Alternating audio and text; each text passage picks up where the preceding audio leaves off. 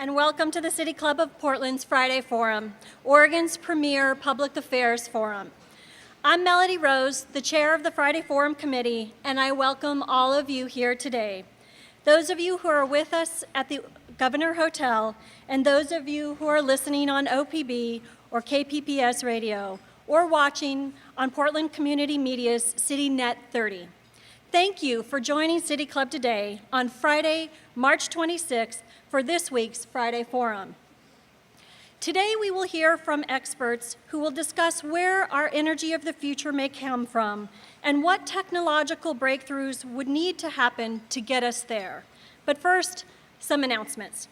In consideration of those sitting close to you and those in our radio and television audiences, I ask that everyone in the room who has not already done so, please to silence your cell phones. As always, we offer our appreciation to our Friday Forum corporate sponsors, whose generous financial support makes these time-honored Friday Forum luncheons possible. Please join me in offering an appreciative round of applause to our spring quarter sponsors, Key Private Bank, Northwest Natural, and Schwabe, Williamson, and Wyatt. We greatly appreciate your support.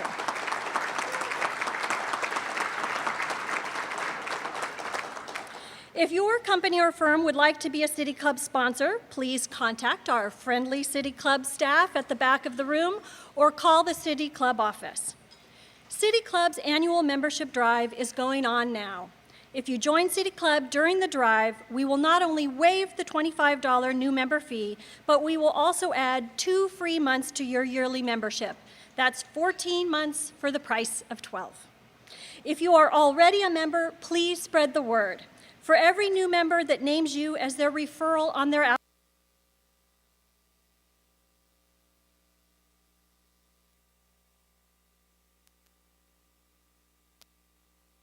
new members during the drive will receive a grand prize of a 4-night stay in Hood River, 2 bottles of Oregon wine, and a tour of a local vineyard. City Club staff is happy to help you become a member right here at today's Friday Forum. You can find membership forms at the back of the room. There is no better time to join. At next week's Friday Forum, City Club offers its 4th rant, where 3 prominent Portlanders will let loose with their beefs about local and national politics. And now to today's program. Some claim that the United States is already fully equipped to power itself through alternative energies such as personal solar panels and rooftop wind. Others contend that alternative energies are expensive, intermittent, and that current technologies are insufficient to generate the necessary amount of power. But who is right? Today, City Club welcomes 3 experts who, with the help of an interviewer, will attempt to answer this daunting question. Our first guest today is Angus Duncan, the founding president of the Bonneville Environmental Foundation. This nonprofit business venture generates revenues from renewable energy projects. Angus previously served as the Director of Energy Policy for the U.S. Department of Transportation. Angus chaired both the committee that wrote Oregon's climate change strategy and the one that designed an Oregon carbon emissions cap and trade mechanism. In 2008, he was appointed by Governor Kulongoski to chair Oregon's new Global Warming Commission, and in 2009 to the Governor's State Energy Policy Council. Our second guest is Rachel Shimshak. As director of the Renewable Northwest Project, Rachel works to actively promote development of the region's untapped renewable resources. In 2005, she was chosen by the Governor of Oregon to represent our state on the Western Governors Association Clean and Diversified Energy Advisory Committee. That's a mouthful. Rachel previously served as policy director for the Massachusetts Division of Energy Resources. She has also volunteered her time on the boards of several nonprofit clean energy and educational organizations and is currently serving as the secretary of the Bonneville Environmental Foundation. Bob Jenks, our third guest, is the executive director of the Citizens Utility Board of Oregon. CUB, as it's known, is a statewide nonprofit organization that advocates on behalf of residential utility ratepayers. Bob started working for CUB in 1991 and has participated in nearly every major Oregon Public Utility Commission case since that time, including cases dealing with utility mergers, rates, deregulation, energy efficiency, renewables, and climate change. He has also represented ratepayers before the Oregon legislature. And finally, with us to squeeze every bit of knowledge out of this brain trust is journalist Scott Learn of the Oregonian. Scott reports on the environment and natural resources and has written on topics ranging from carbon credits to nuclear power. I'm very pleased to welcome him now to the podium. Scott?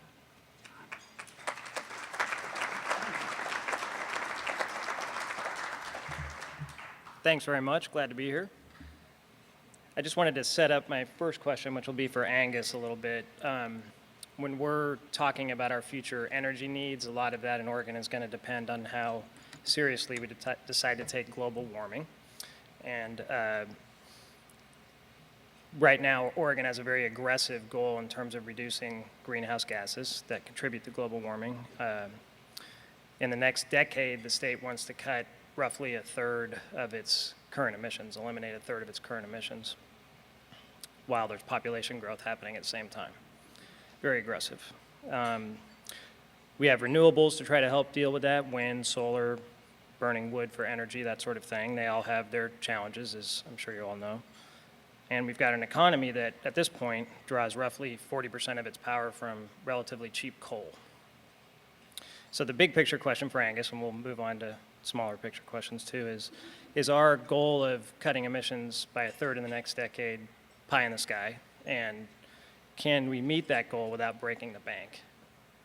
And I have 3 minutes to answer that question. So in the time-honored tradition of people responding to questions from the press, I'm going to reframe the question so I can answer the one I want, but it'll be close. So I guess the first part of an answer to a question like that has to be, can we really afford not to meet those goals? And the answer is pretty clearly no. From all of the extensively peer-reviewed science and economics, we know that we're facing very difficult times ahead, even if we start ramping back on carbon today. And the cost of our failure to ramp back on the carbon in a path roughly corresponding to the state of Oregon's goals has been variously estimated at between 5 and 15 times the cost it would take us to reduce carbon emissions. And that doesn't take into account a whole series of other non-monetary issues. The Department of Defense has on several occasions commissioned an analysis of the impact of global warming on national security. And those analyses regularly come back with words like, global disruption, endemic conflict. We have to elevate climate change to the status of a national security concern.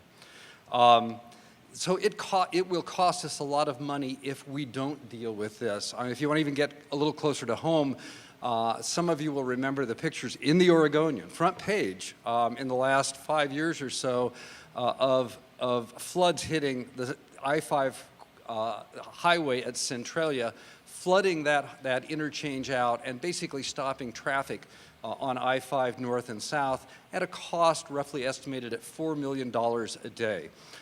And if we anticipate that those kinds of impacts are going to get worse, not better, then the costs of not acting are large and rising.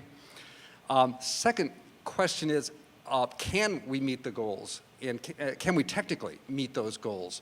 And the answer, I think, in the case of the electric and gas utilities is pretty clearly we can. We've done the analysis to know that that's the case. And if I have time, I'll come back to that in a little bit more detail. I would say the jury is still out on whether we can meet our goals on in the transportation sector. Partly we haven't done the analysis. Partly we are still heavily bound into the single occupant automobile. Our land uses are designed to deal with that and to accommodate automobiles far more easily than they accommodate more energy and carbon efficient forms of transportation. So, there's a lot of work to do on the transportation side, and I honestly, at this point, don't know what the scenario is to get us to our 2020 goal in transportation, but the Commission intends to come up with a roadmap in all of these areas that says this is what you have to do and this is what it will cost to get to 2020 in transportation. And then we actually have to also spend some time looking in agriculture, in forestry, and in waste management. Those tend to be sort of put to the side as minor influences, but they're minor influences in the range of 5, 10, 15% of our emissions. And again, you don't get to a really aggressive 2020 goal without dealing with the small pieces as well as the large ones. Thanks, Angus. Rachel, I was hoping you could just lay out where we are at on renewable power now, wind, solar, and other forms of renewable power, and what you think is a realistic goal for the future of where we can end up. Okay. First of all, thank you very much for the opportunity to come and talk today. It's always a pleasure to come to the City Club.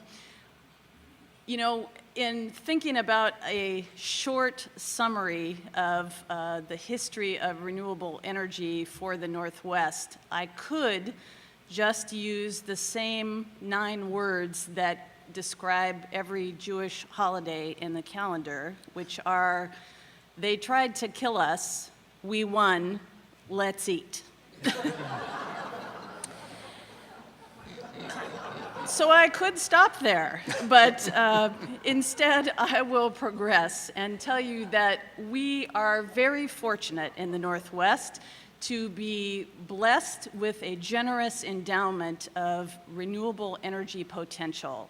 We have wind, we have solar, we have water, we have biomass, we have geothermal, and hopefully we'll have anything else that is invented over time. We've been able to turn those potential resources into generators for our livelihood through a number of different things. We have very progressive policies that help reduce the cost of renewables and increase the demand for their supply. We have progressive utilities who have originally took a risk and learned through experience how to deploy these resources for our benefit. We have agencies and state government who have worked together with developers and nonprofits to identify guidelines for how to responsibly deploy these resources. We've had a little help from the federal government in terms of incentives. All of those things have combined to actually allow us to achieve 4,000 megawatts of new renewable power in the Northwest. That's enough to serve 1 million households.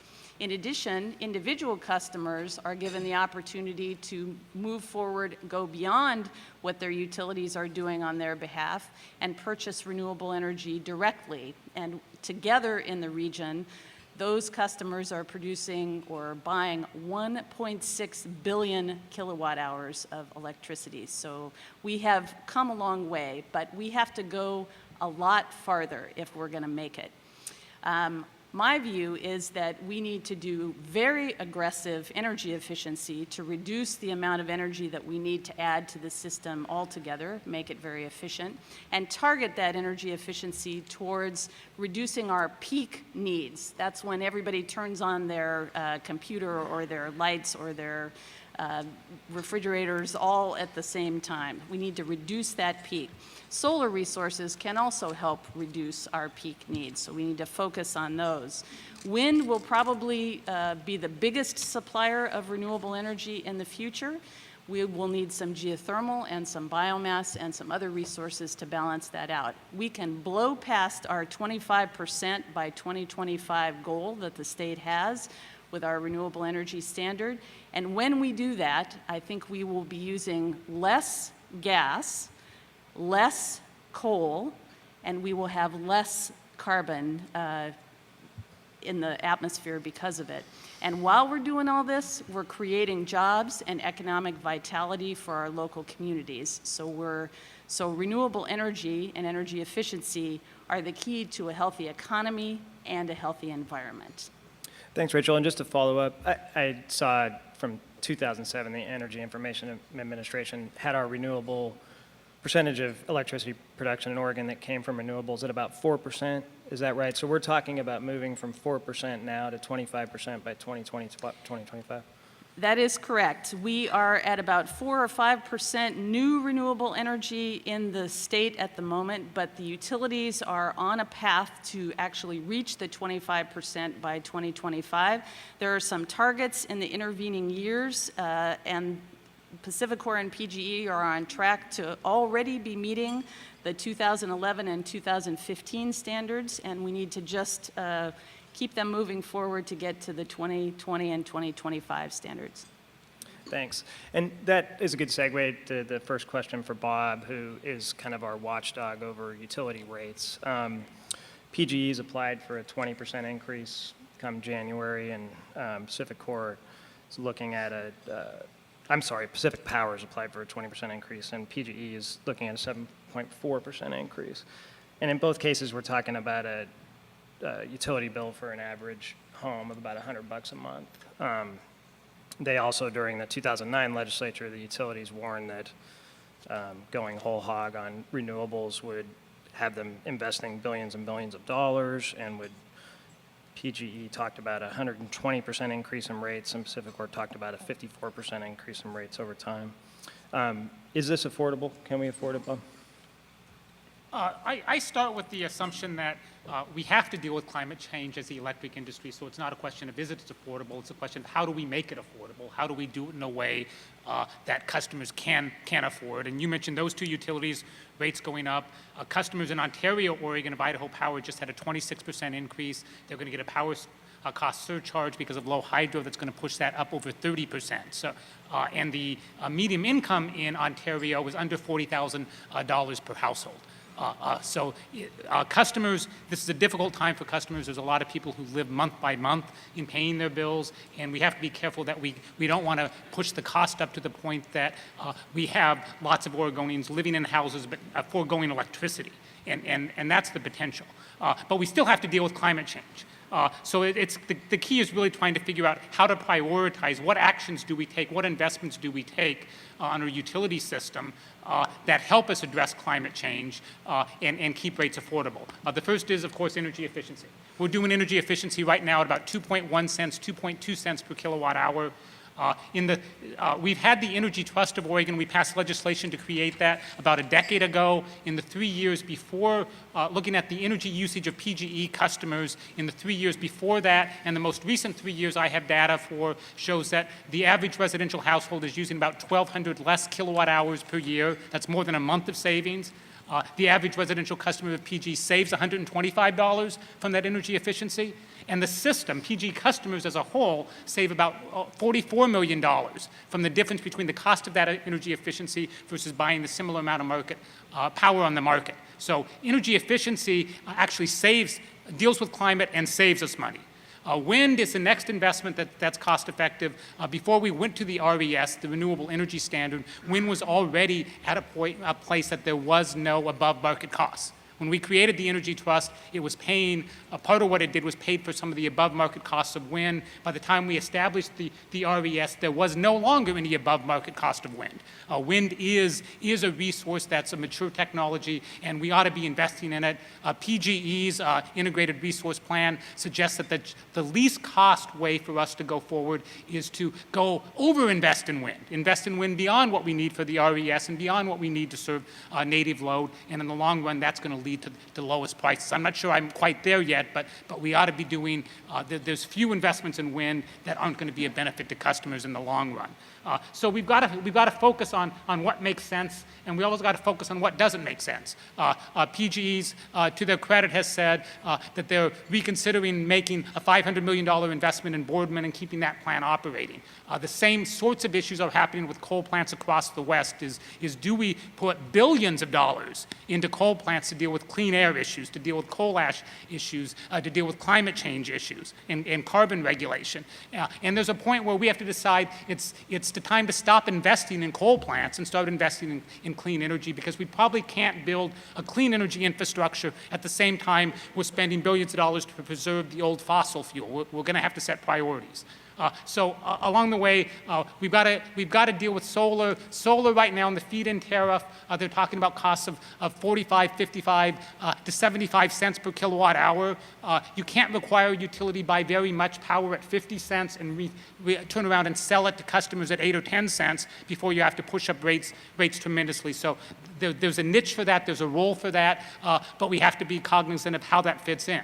Smart grids, smart meters, that's an investment that people are talking about in the hundreds of millions of dollars or billions of dollars of range. We have to be careful doing that till we know how that fits in, what we're going to do with it. Are we simply putting Betamax on the side of everyone's house? Or are we investing in a system that can actually communicate with appliances, communicate with cars, communicate and do things for us? And we've got to answer those questions. So I think it's affordable. I think we can do it. Right now, we know energy efficiency and wind are a key part of that mix, and we should do everything we can on those today. And then we've got to explore how do we deal with solar, how do we deal with some of these other technologies that are coming along, and make the whole thing work. But we're well on our way to addressing it, but it does mean we've got to set priorities, and we can't expect customers to do everything. Thanks, Bob. And I guess have you analyzed or what's reasonable to expect in terms of our future costs if we're paying roughly $100 a month now and we implement this clean energy economy plan? What are people going to be paying in 5 or 10 years?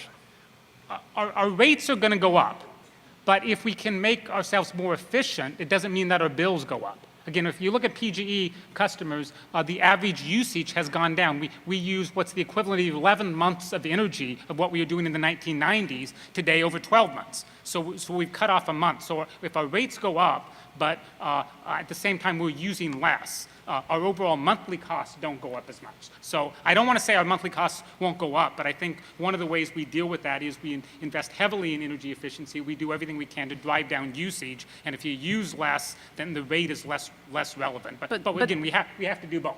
But let me also say, part of it also depends on what else. One of my biggest concerns is with the politics around Betsy, that we're going to end up being more and more pressure for customers to be looked at for economic development. There's already folks talking about, to develop wave energy, we need a wave feed-in tariff. To develop, there's lots of new ideas out there, but can customers afford to pay them all? And can customers be the place of economic development on energy in Oregon? Or should customers really be paying for the mature technologies, for the things that help us deal with climate, but are affordable? Good. Scott, can I add a couple of data points? Let me just toss in one thing. Yeah. When Bob mentioned Betsy, that's the Business Energy Tax Credit, Yeah. more commonly known as Betsy, which has been an item of considerable controversy in recent months. So there are a couple of maybe useful data points to reinforce what Bob said, which I agree with. The first comes from some work that I and some others did for the governor back in 2006 when we were trying to decide whether Oregon could do a carbon cap. What would it cost to get us to that 2020 goal? Was it feasible to do so? And our focus in that case was just on the electric utilities, but we took utility data and power council data and ran it through a model, basically came out and concluded that that to meet that 2020 goal, it might, in the worst case, cost Oregon ratepayers as much as $400 million a year. In the best case, it would save Oregon ratepayers about $500 million per year. In the most likely case, it still saved Oregon ratepayers about $100 million a year. As Bob said, rates go up, but costs go down because we achieve our carbon reductions by particularly investing in energy efficiency. It means that you're paying a higher rate, but you're using less energy and your costs go down. And in fact, the Power Council just recently in its sixth power plan, which proposes to virtually double in the next 20 years the amount of energy efficiency we have captured in the last 30 years regionally, also concluded that if we did that, we could push carbon emissions in our electricity sector down to 16% below 1990 levels. So that exceeds the Oregon goal of 10% below. We could do that and and ratepayers would still save something in the order of $10 to $12 a month in their electricity bills. So, yeah, and I should just add that this is also grounded historically. You look backwards over the last 30 years, we have saved about 4,000 average megawatts of electricity in this region. That's about 4 Seattle's worth of electricity. We save in dollar costs over what we otherwise would have paid. The region saves about $1.5 billion a year. So our history says that's the way to invest, even if you don't care about carbon. It also says that that's how you invest if you want more jobs in the region. The Pew Center just did an analysis and released it that basically said in Oregon specifically, we generated about 5 times as many jobs in clean energy on average as we did in the entire rest of the employment sector over the last 10 years. And just to make sure I understand, so you're saying that the investments in energy efficiency, so I'm going to make enough improvements in the energy efficiency in my home that even though rates are going up, my bill is actually not going to go up? Is that how we get to a savings of money? I just signed loan papers for $12,000 worth of weatherization on my house in Northwest Portland. And by our calculations, we will be able to service that debt and still save money from our power bill every month. Rachel, you wanted to jump in. I was just going to say one thing, and it's important when you're talking about costs and rates to say compared to what. So if Bob's view is, yes, rates will go up, but bills will go down, well, compared to what? So my view is that the investment in clean energy, energy efficiency, and renewable energy will cost no more than it would cost to invest in other resources. And yes, any new resource is going to have upward pressure on rates, but no more so for new renewables than other resources. Rachel, and less risk, by the way. Why is there less risk? Because you don't have the carbon associated with fossil fuels, and you don't have the volatility associated with fossil fuels, and for the environment, you don't have the same kind of air, land, and water impacts. Yeah. If you remember the electricity spiking, market spiking in the year 2000, 2001, and in our business, of course, we remember these kinds of things. The Power Council did an analysis and concluded that instead of saving $1.5 billion that year, we saved about $3 billion that year because from our energy efficiency investments to then. And it's because energy efficiency functions kind of like the hydro system functions. It's embedded energy availability at a locked-in cost, and to the extent you are not exposed to volatile gas or other commodities markets, your exposure is much less. So in California, they were very exposed to gas prices in 2000, 2001, and they basically got soaked. It costs us money, but not nearly as much because we had this locked-in base of energy efficiency and hydro. Rachel, Bob mentioned that wind he sees as a cost-effective addition to the system. Why is it that wind farms are still requiring millions of dollars in tax breaks in order to get built?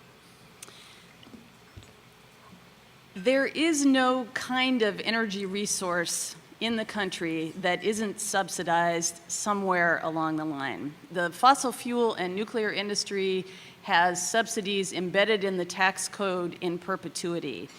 The federal government, God bless them, have provided tax incentives for renewable resources for shorter term times. And if you look at the history of when people make investments, when the federal government provides an incentive, there's a whole lot of investment. And when those incentives sunset, there's not much investment. So there is a significant amount of investment from the federal government for fossil fuels, less so for renewable resources. The state has helped provide some incentives, and those incentives are really meant to counter two market barriers for both efficiency and renewables. One is that when you build a renewable resource, it's all sticks and bricks. It's all capital in getting the project built in the first place because there's no fuel cost. And the cost is low over the long term, but you have to pay for it to start, and that's a market barrier. The second thing is all the benefits that come with renewable energy resources, air, water, land benefits, are not easily reflected in the price. And so incentives in our policy help reduce those market barriers and allow renewable resources to move forward.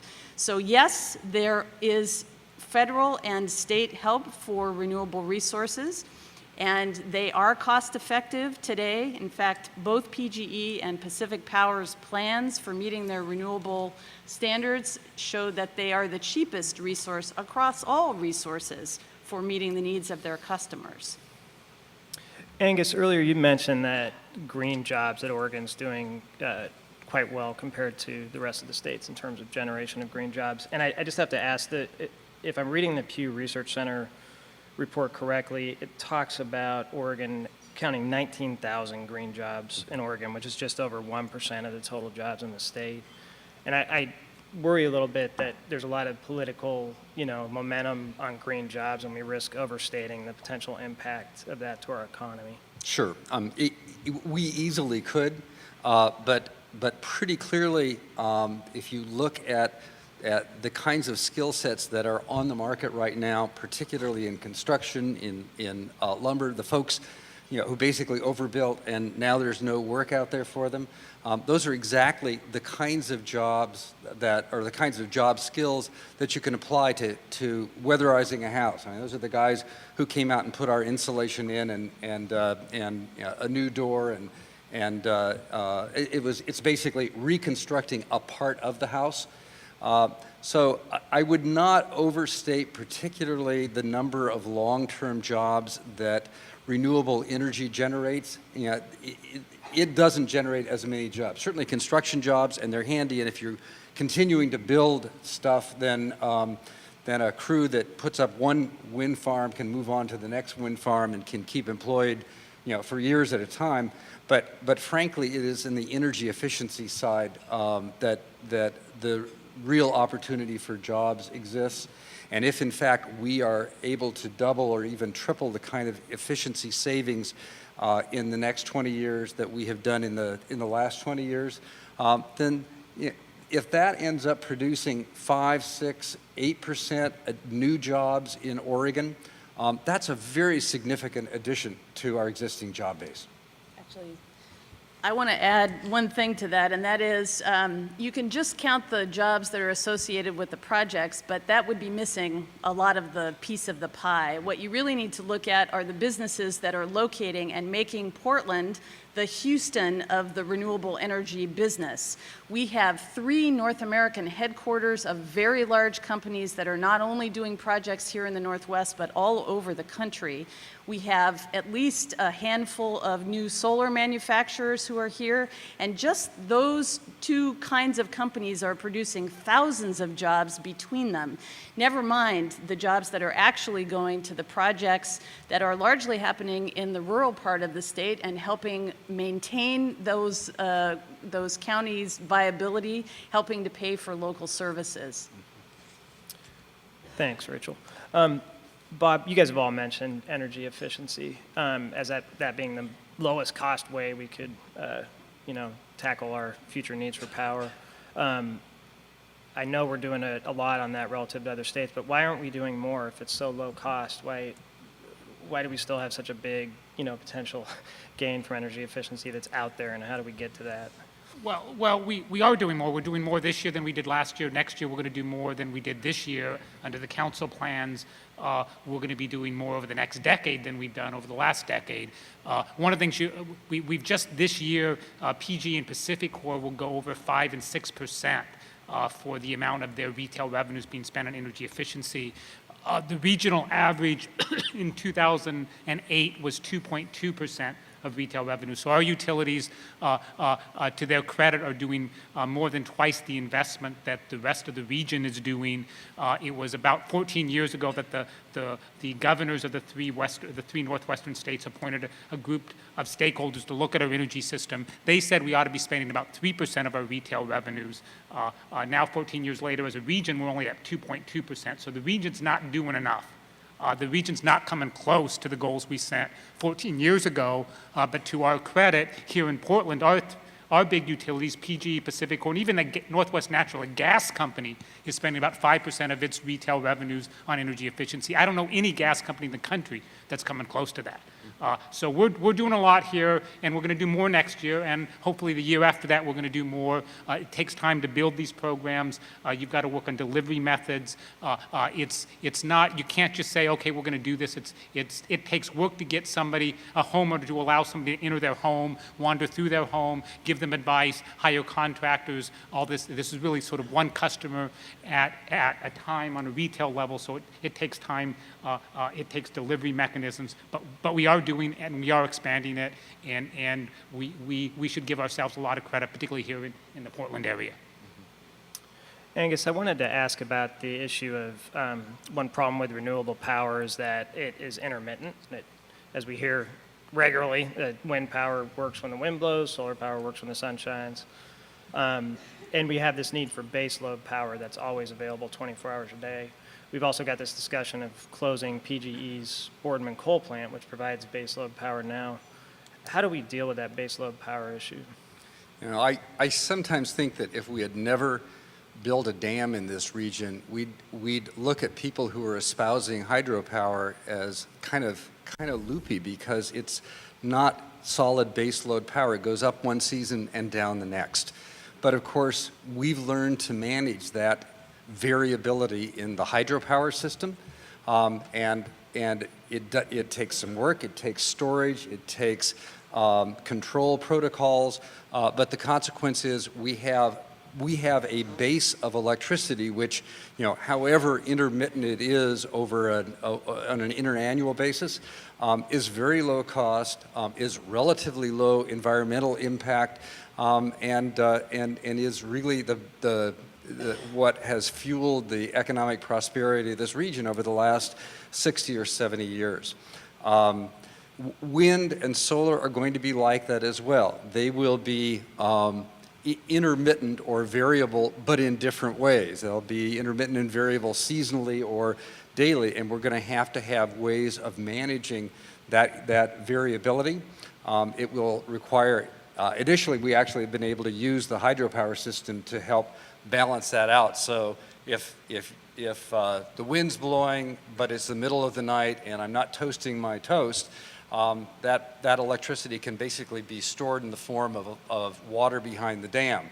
I wake up in the morning, the wind has died down, I want to have toast and I want to have a hot shower, I hit the plug, and electricity comes through because that stored energy in the form of water behind the dam can come through.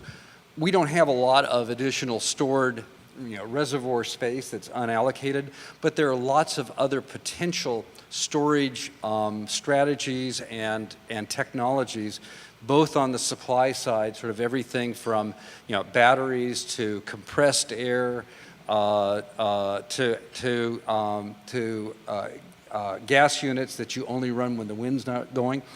We also have those kinds of storage and management capabilities on the demand side, in your house. If we're able to cycle your hot water heater or your air conditioner on and off and do the same thing in commercial and industrial applications, then there are opportunities in effect to shape the load so it fits with when the wind is blowing or when the sun is shining. And finally, the more diverse renewable resources you have, whether it's wind that peaks on a winter basis or wind that peaks on a spring-summer basis, or solar that peaks in the summer and peaks in the middle of the day. Basically, you build a mosaic of these different kinds of resources with their different strengths and weaknesses into a single package that's shaped to meet our loads. And that would sound like it's a really hard and slightly a fantastic thing to do, except we've been doing it in this region for 60 or 70 years. It's eminently doable. And at least the initial analysis that another group that I work on with Rachel, the Wind Integration Group, which is a regional group, says that we can certainly get to 6,000 megawatts of wind with the kind of capabilities we have in the system right now. Getting beyond 6,000 megawatts, which we will surely have to do, will require introducing additional storage and control and management capabilities. And so we're trying to figure out which of those is going to be, the most accessible, the earliest, and the most cost-effective. And Rachel, you might want to. Well, Angus, can you just put 6,000 megawatts into context for us? So sure. So 4,000 now. we have about 4,000 now on an average basis, which is in some ways a better way to do it because it's what you have on average over a year. We've got, about 1,800 or so? 1,800 average megawatts. The regional system is about, 20,000 megawatts? More like 25,000 megawatts. Total capacity probably closer to 35 or 40,000, but on an average basis. So that at least puts it in some context. It is far from the dominant resource. In fact, it's, I think, the fourth after hydro, coal, and gas. But it is equal to our nuclear resource equal or greater than our nuclear resource at this point. And actually, the other one that leads it is energy efficiency, which is about our third leading resource. Rachel, I wanted to ask a couple of wind questions, and we're talking about the 6,000 megawatts, a lot of energy. Do we have to put up wind towers on Steens Mountain and in places that are really valuable to Oregonians in order to hit this goal? It is true that we will need to continue to develop new siting criteria that are tailored to the things we learn as we go along, and it is true that we will probably need new transmission capacity to get these renewable resources to the people who use their power. And that will be controversial. We have made a lot of progress in the region so far with advocates and agencies and developers working together to try to identify a path forward. And we will absolutely require people to use best practices no matter what they're putting together. But the future does come at some cost, and there will be controversy and there will be judgment needed, but we want to be part of the solution, not part of the problem.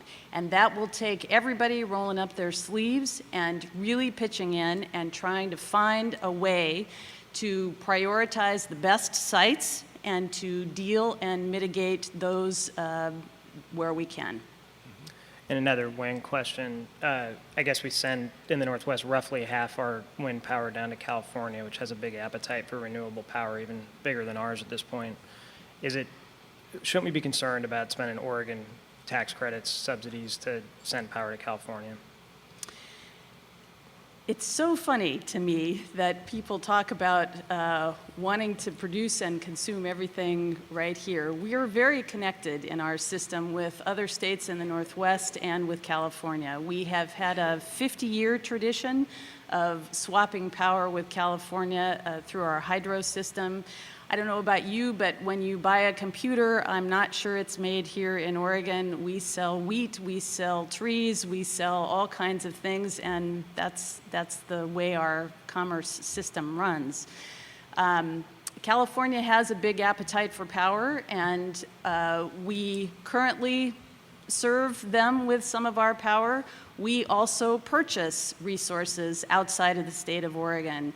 A substantial amount of our fossil fuel actually comes from outside the state of Oregon, and the gas that serves our gas plants.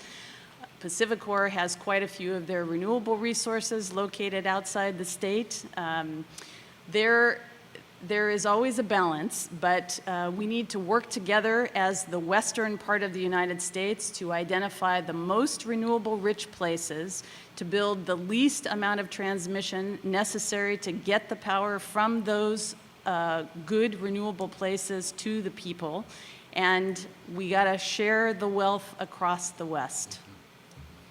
getting the high sign from Melody, so thanks, y'all. Appreciate it.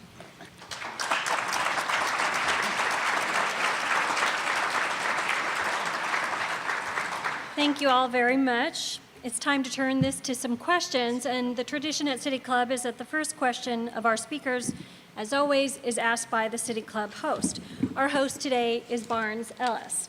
Barnes is a member of the City Club Board of Governors now, and was also during the 1970s. He is also a partner at Stoll Reeves LLP, and since mid-January of this year has also served as the interim general counsel of Mercy Corps, a Portland-based international relief and development agency. Barnes?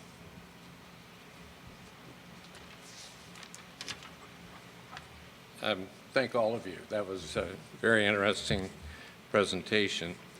And since there are 3 of you, I construe the rules to allow me 3 questions. But first, some background.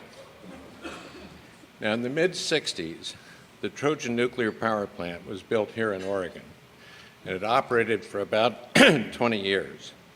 The waste from that operation was stored on site pending completion of the Federal Nuclear Waste Repository at Yucca Mountain in Nevada. After the Trojan plant was shut down, and before the cooling tower was imploded, the waste from Trojan was moved to Hanford, a peninsula surrounded on 3 sides by the Columbia River. The Trojan waste sits there today, together with the accumulated waste from decades of operation of the Hanford plant. Numerous other nuclear plants of the Trojan generation exist around the country, and each is accumulating nuclear waste on site. Last month, the administration pledged more than $8 billion in conditional loan guarantees to facilitate design and construction of the first U.S. nuclear power plant in nearly 30 years. The Department of Energy has announced that its 2011 budget contemplates sufficient funds to support 6 to 9 additional new reactors. Also last month, the Department of Energy withdrew its application to the Nuclear Regulatory Commission for approval of the Yucca Mountain repository, and did so in a way that they believed the application cannot later be reactivated. Accordingly, all the billions invested in development of that site as a waste repository are now written off. So my 3 questions, for whichever of you wish to respond, are these. In your view, was the decision to shut down the Yucca Mountain project based on political or scientific factors, or both? 2, what, if any, alternative to the Yucca Mountain storage facility is there? And 3, after 50 years of still unkept promises by the federal government that it would provide a permanent waste repository, how can we responsibly build a new generation of nuclear plants before we have a solution to the waste issue?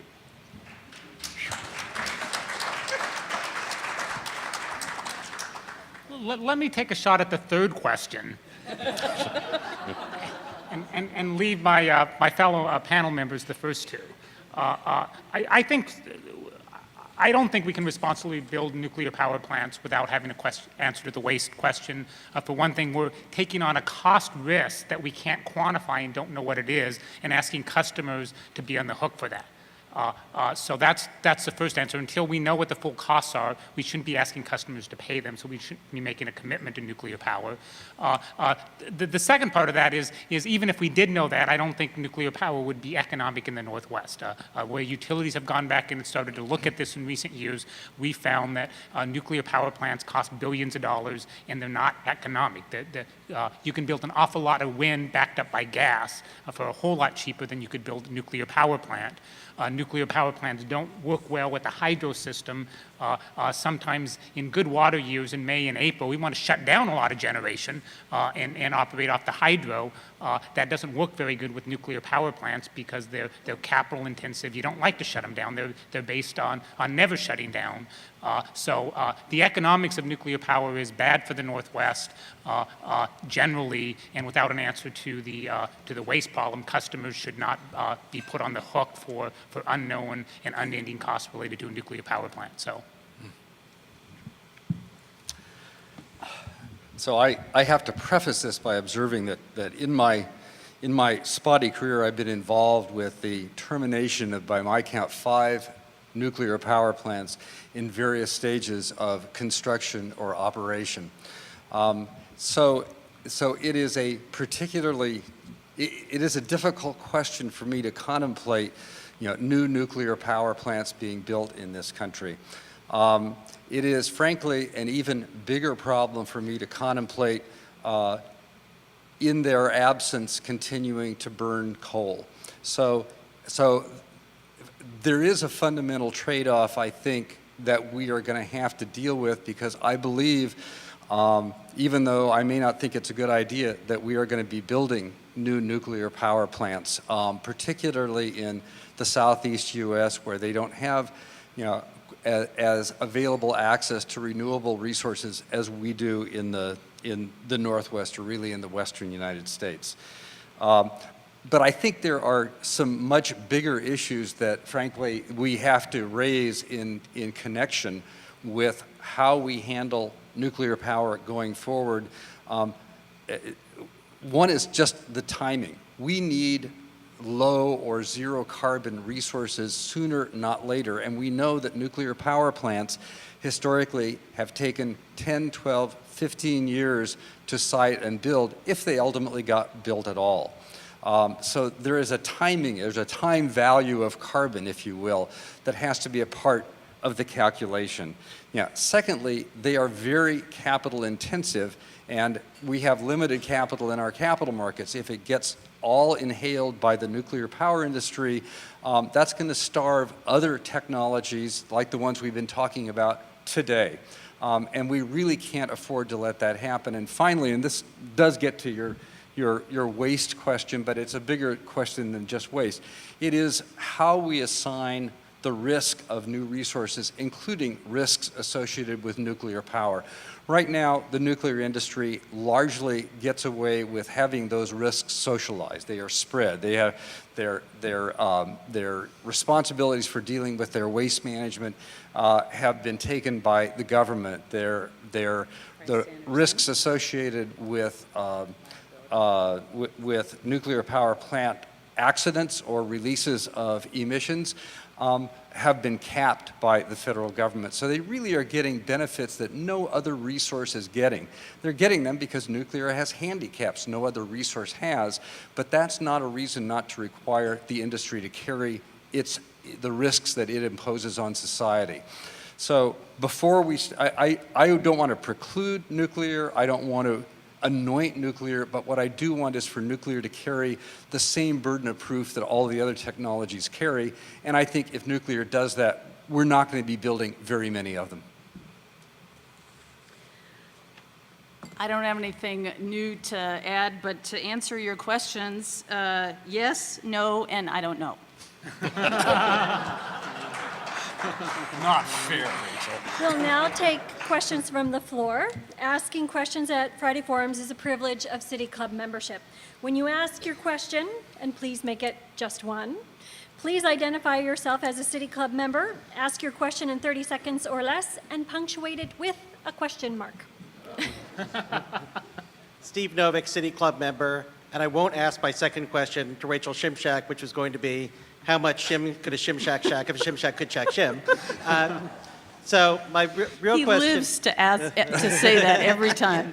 My real question is, I think we need to fight global warming by any means necessary, but as you've suggested, there are trade-offs. And I would like you to engage in the speculation of what could the power mix look like in 20 years, and what could the trade-offs involved be? Like, in 2025, could we be getting 8% of our power from solar, and that would raise the average family's electric bill by $5, and 15% from wind, and that involves killing 472 sage grouse and 78,000 people complaining that their view has been ruined? Give me some kind of estimate like that.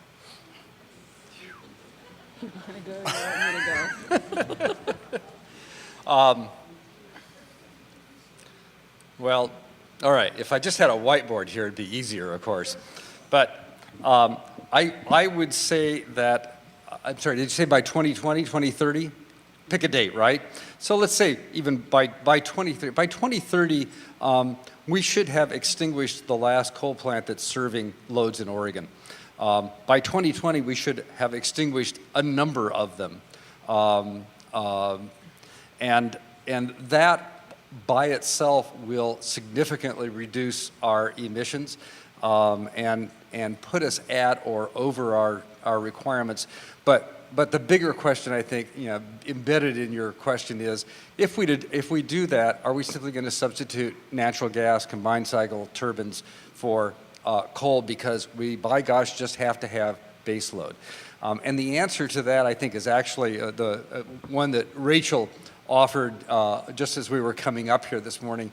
And that answer is we probably need more gas plants than we have right now, but we should not be burning more gas than we're burning right now.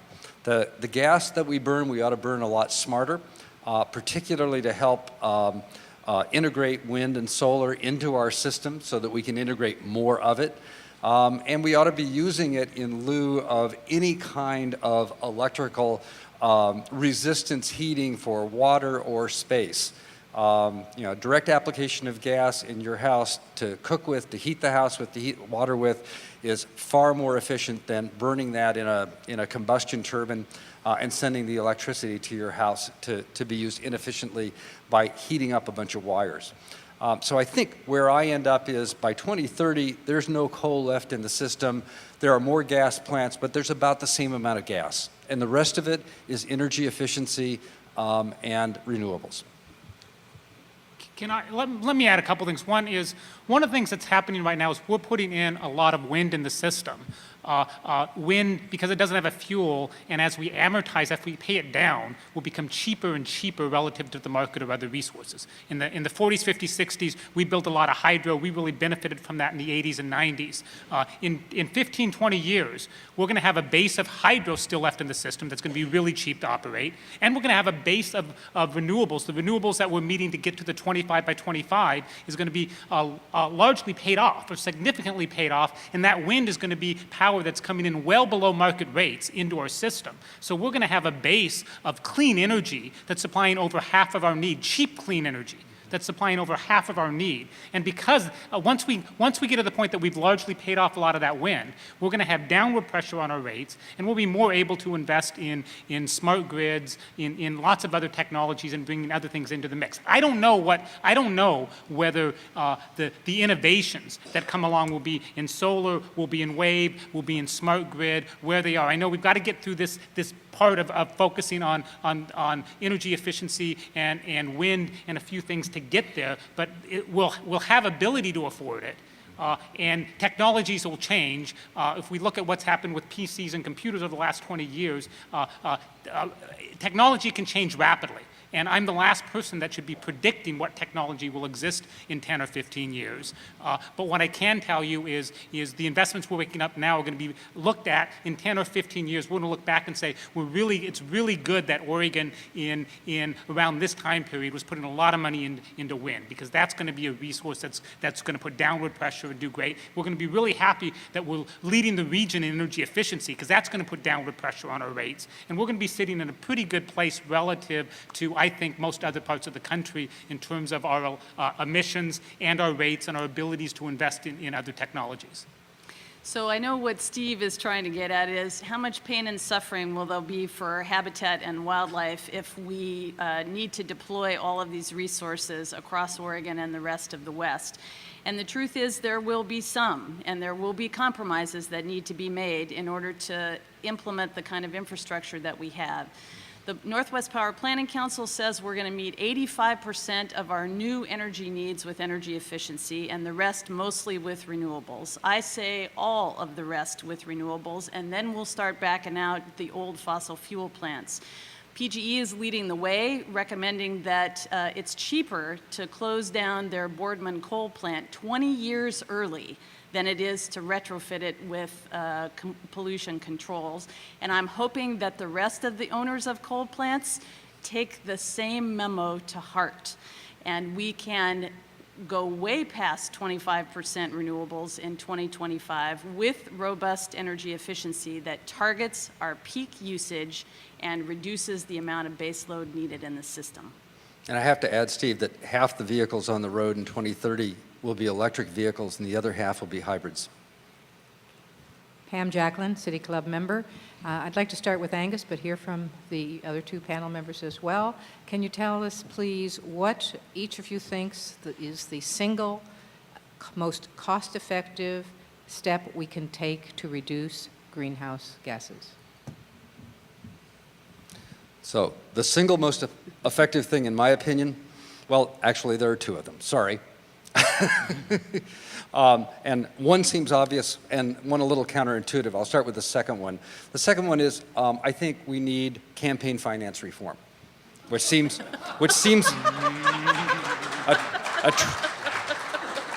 a trifle indirect. But the truth is, the biggest problem we have in moving from a carbon-heavy society to a carbon-light society is how heavily invested the business community is today in carbon-heavy technologies. So if we can at least pry a couple of fingers from around the neck of the legislature and the Congress by at least removing the pressure to raise campaign contributions from the level it is today, then at least we have a fighting chance of shifting from, an old world to a new one. And the second is a carbon cap. Which is a proposition that sort of rises and falls in favor, usually because people focus on the cost or mechanical difficulties.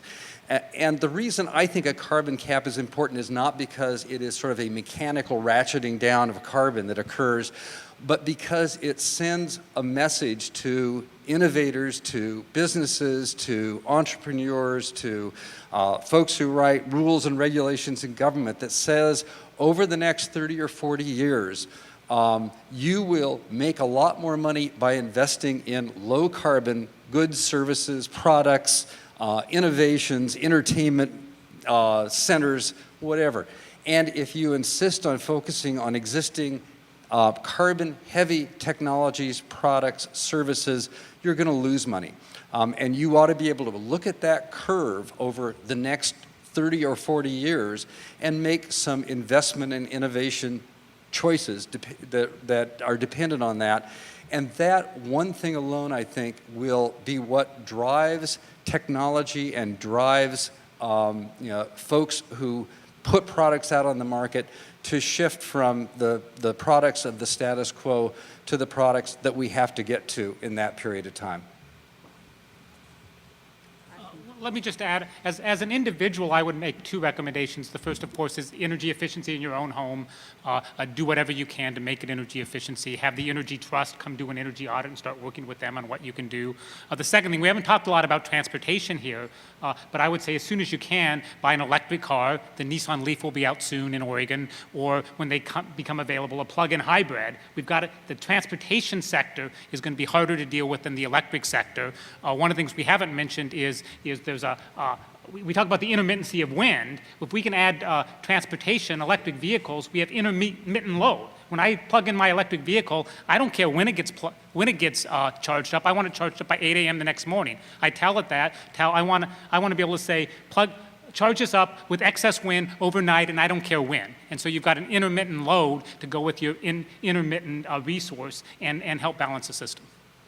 And I would only add one thing, and that is the cheapest thing to do is to teach your children to use less and be more sensitive to their impact on the earth. Because once you connect your actions with the consequences of those actions to the environment, I think we have a hope of being able to meet our goals. Thank you. We've run out of time for further questions, and we'll have to stop for this week. Please join us next Friday, April 2nd, for the City Club's 4th rant. As we close, please join me in expressing gratitude to today's guests, Angus Duncan, Rachel Shimshak, Bob Jenks, and Scott Learn. We are adjourned.